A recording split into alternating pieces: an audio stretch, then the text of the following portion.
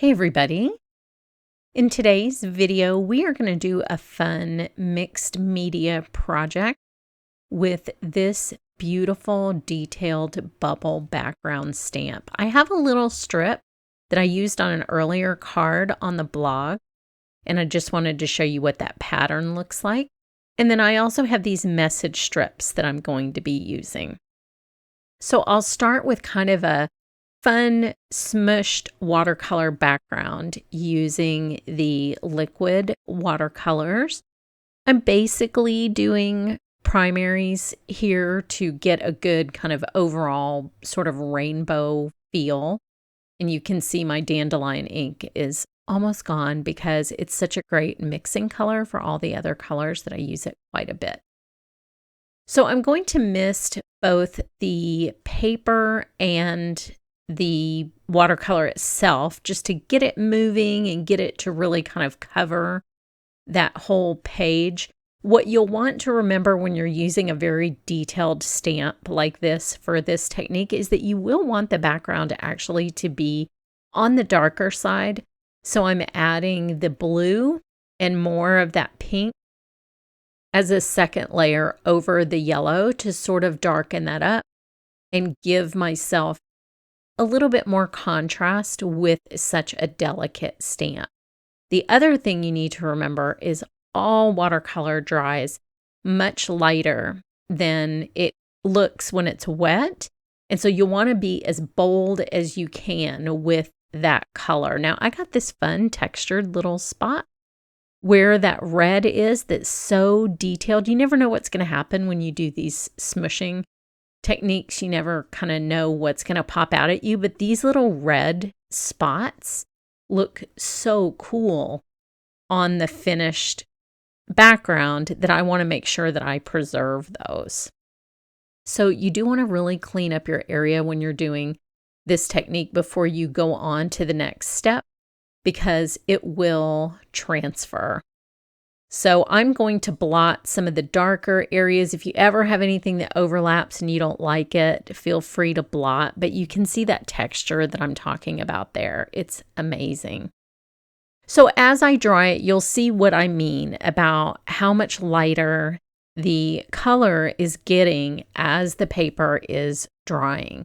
So like I said, be bold. Always be very bold with your color. It will act a little bit differently than ink acts, but you can see how much fun that is. So now I am going to treat the paper with a embossing powder tool before I stamp on it. And that is because we are going to be embossing. And when you're using watercolor, it's really, really important that you treat the surface with a powder tool before you emboss. Because if you haven't dried your paper all the way, any residual moisture will grab onto that embossing powder and you will get little strays. And with a stamp this delicate and detailed, you don't want any stray embossing powder. So I'm using Unicorn ink. This is a pigment ink, so it's perfect for embossing. And I'm using white detail embossing powder. And I'm going to just cover this up. Now you'll notice that the background stamp is just 6x6 and my paper is bigger. So I'm going to have some leftovers when I die cut this and do some other things that I'm going to do with it. But I'm not going to waste even one tiny little bit of this beautiful pattern because I just love how detailed these bubbles are and how crisp they are. When they're embossed, these have a very fine line on the open bubbles, and I just think it's such a fun pattern. This would be great if you were making an undersea card, if you had a mermaid, or if you had one of our many ocean-themed stamps. If you wanted to put this over kind of an amber background, it could also be like champagne bubbles. There are a lot of possibilities for this. I also think it would be fun to color in some of these overlapping bubbles, which I haven't tried yet, but it's what I thought about when I saw this stamp. So now I'm going to take these message strips. These are actually perfect for the width of paper that I chose, and I'm going to tape these down. Please note that Post-it tape does not really work once you've embossed something because that embossing is just slick enough that it doesn't have enough stick to it.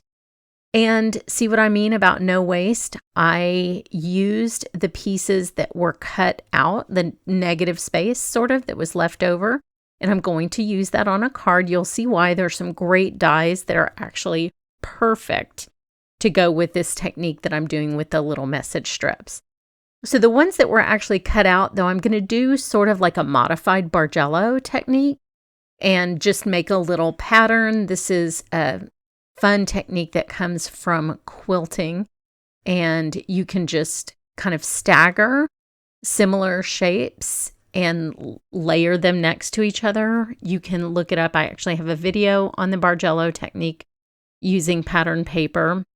But here with a stamp like this, you can create your own pattern paper. Think how fun this texture and little strips of this texture would be in your art journal, for example. This is a perfect art journaling stamp. You can also do taco stamping just to get portions of this little bubble pattern into your art journal or onto your mixed media cards. So I think that if you like mixed media like I do, this is a perfect stamp for this. And look at all that detail in each one of those strips. It's so interesting. The colors are beautiful by themselves, but the colors plus the patterns really, really make this stand out. Now I have this leftover piece that just has the bubbles down the side, so I will be using that as well. And then of course this frame piece, which has the negative spaces that I cut into because I use those dies twice. And then I have two little strips that are left over that I can also use in an art journal. So here are the finished cards with this beautiful, beautiful stamp and a simple background. I hope you've enjoyed this. Head over to the blog for more information, and thanks so much for watching.